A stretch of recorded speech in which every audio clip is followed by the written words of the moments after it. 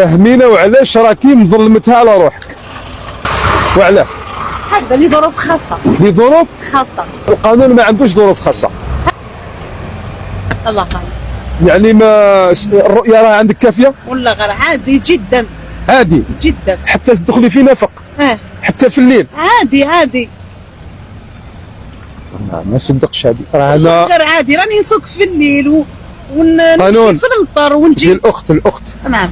القانون كيمنع الشريط بلاستيكي اللي راه يعتم الرؤيه.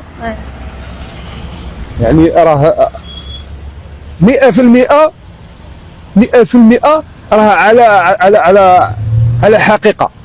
يعني راه صحيح راح تنقص لك الرؤيه، تنقص الرؤيه. هذه على بالي. لانه القانون جاري الحمايه نتاعك راه يحميك.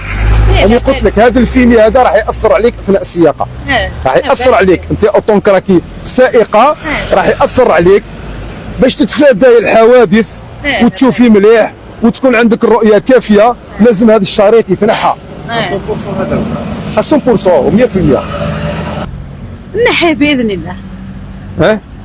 تنحيه راح تزيد الرؤيه نتاعك، راح تولي تشوفي مليح. ان شاء الله. وراح تامني روحك وتامني الغير وتامني اللي راهم معاك ان شاء الله.